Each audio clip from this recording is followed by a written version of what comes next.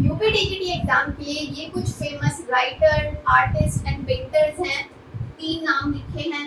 And if you think कि ये 3 नाम तो हमने सिलेबस में पढ़े ही नहीं, देखे ही नहीं, तो हम क्यों ये वीडियो कंटिन्यू देखें? तो इसका आंसर भी है मेरे पास, जरा यहाँ नजर डालें।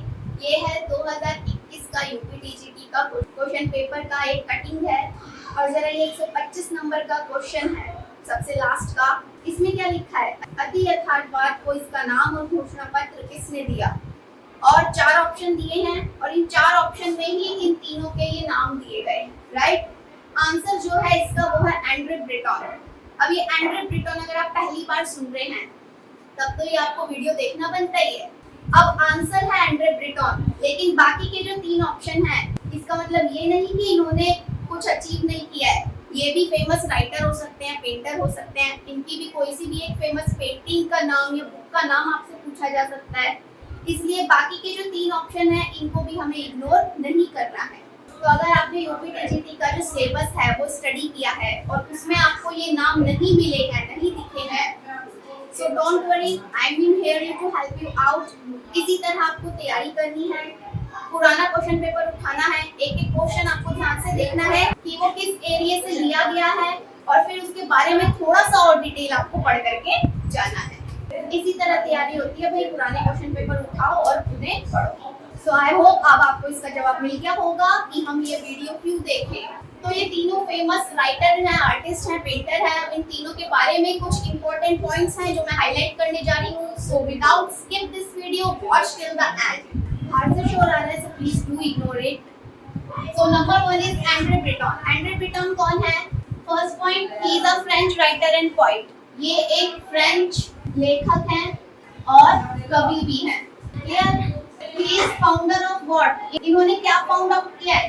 तो वही क्वेश्चन पेपर वाला आंसर है इसका, अति यथार्थवाद। इंग्लिश में क्या कहते हैं? Surrealism। और इनका सबसे मोस्ट फेमस वर्क क्या है, यानी कि सबसे फेमस किताब इन्होंने कौन सी लिखी है? दैट इज नटजा। नटजा, हिंदी में भी इसे नटजा ही बोलेंगे। ये नटजा है क्या? एक नोवेल है, एक उपन्यास है जो कि 1928 में इन्होंने लिखी है। Okay, so these 3 points are enough for Andre Breton. इससे ज्यादा कुछ नहीं पढ़ना इनके बारे में। Second is Banksy. बैंक्सी कौन है? He is a famous England artist. ये इंग्लैंड के कलाकार हैं, ठीक है? अभी लेखक बताया था, अब मैं आर्टिस्ट बता रही हूँ। And third one is painter. तो सेकंड, इनका जो रियल नेम है वो क्या है? असली नाम क्या है? रॉबिन घनिंघम।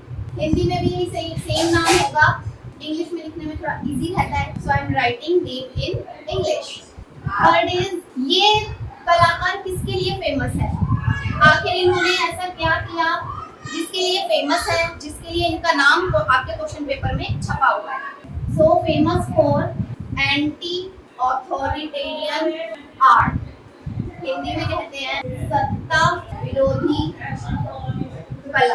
ओके, तो जब भी अगर क्वेश्चन आता है, कोई 4 राइटर के नाम या आर्टिस्ट के नाम आपको दे देते हैं और पूछा जाता है हु इज फेमस फॉर सत्ता विरोधी कला, सत्ता विरोधी कला के लिए किसको जाना जाता है? तो आंसर इज बैंक्सी। तो लेखक हो गया, कलाकार हो गया, अब बचा है पेंटर, चित्रकार। तो जो हमारा थर्ड वन है वो कौन है? एक चित्रकार। लेकिन कौन सा चित्रकार है ये? Number 1 point is this, he is a Russian painter. ठीक है, ये कौन कैसे चित्रकार है? रशियन है। सेकंड इंपॉर्टेंट पॉइंट इज कि इनको पिता कहा जाता है किसका? अग्रणी अमूर्त कला का। ठीक है, इंग्लिश में बोलते हैं यूरोपियन एब्स्ट्रैक्ट आर्ट या फिर पायनियर एब्स्ट्रैक्ट आर्ट। तो एब्स्ट्रैक्ट आर्ट का फादर कहा जाता है इन्हें वेस्ली कैंडिंस्की को, फादर ऑफ अग्रणी अमूर्त कला, father of Pioneer abstract art. ये पॉइंट बहुत इंपॉर्टेंट है। सेकेंड इंपॉर्टेंट पॉइंट इज कि इनकी जो फर्स्ट एब्स्ट्रैक्ट पेंटिंग थी उसका नाम क्या है, यानी कि पहली अग्रणी अमूर्त कला क्या नाम है उसका? So name is nothing whatever to do with an object. तो ये है पूरा नाम इनकी पेंटिंग का, जो कि पहली अग्रणी अमूर्त कला है, nothing whatever to do with an object। Hindi में भी सेम यही नाम है। नेक्स्ट पॉइंट है कि इन्होंने अब तक टोटल पेंटिंग बनाई कितनी है, टोटल आर्ट वर्क कितने हैं। तो टोटल आर्ट वर्क कितने हैं इनके 228, 228 टोटल अब तक इनका पेंटिंग हो चुका है, आर्ट वर्क हो चुका है। और इनका मोस्ट फेमस पेंटिंग का क्या नाम है, उसका नाम है द ब्लू राइडर। हिंदी में भी यही सेम नाम है। ठीक है, इस चीज का बहुत ही ज्यादा बारीक ध्यान रखना है क्या कि इनकी पहली एब्स्ट्रैक्ट पेंटिंग क्या थी, वो थी ये वाली। ठीक है, यहाँ पे है फर्स्ट एब्स्ट्रैक्ट पेंटिंग, ये तो हो गई फर्स्ट। अब इनकी सबसे फेमस पेंटिंग कौन सी है, यानी कि अब तक की जितनी भी पेंटिंग्स बनाई हैं उसमें से सबसे फेमस कौन सी है, so that is the blue rider. Okay, अब देखो इनकी पेंटिंग का सब्जेक्ट क्या है, यानी कि विषय क्या है इनके चित्रों का। इनके जो चित्र थे वो कौन से विषय से संबंधित है, किस तरह के चित्र बनाते थे। So the answer is music. इनके जितने भी चित्र हैं वो सारे म्यूजिक यानी कि संगीत से संबंधित हैं। आप सतह या सरफेस आप कह सकते हो कि ये किन चीजों के ऊपर बनाते थे अपनी पेंटिंग को। अगर आप कोई चित्र बनाने जा रहे हो तो आपको कोई बेस तो चाहिए ना। अब आप लकड़ी पे बनाओ या कार्डबोर्ड लेके बनाओ या पेपर शीट लेकर बनाओ, इस टाइप से।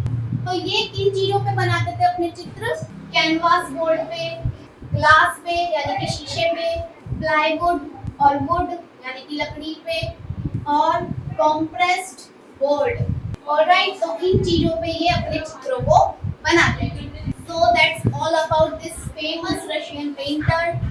और यहाँ पे ये जो एक और चौथा नाम दिया हुआ है नंबर 1 पे, लॉरेंस डराक, इसके बारे में आप कुछ मत पढ़िएगा, ये कंफ्यूज करने के लिए एक्स्ट्रा डाल दिया है नाम, क्योंकि मैंने सर्च किया था तो इसके बारे में कुछ इंफॉर्मेशन नहीं मिली है। ऑलराइट, कुछ भी ऐसा फेमस इंफॉर्मेशन नहीं है जो आपके एग्जाम के लिए इम्पोर्टेंट हो। So rest 3 I completed in this video. Now in points को आप अच्छे से अपने दिमाग में बिठाइएगा, लर्न करिएगा एंड फोकस के साथ अपना एग्जाम को दीजिएगा।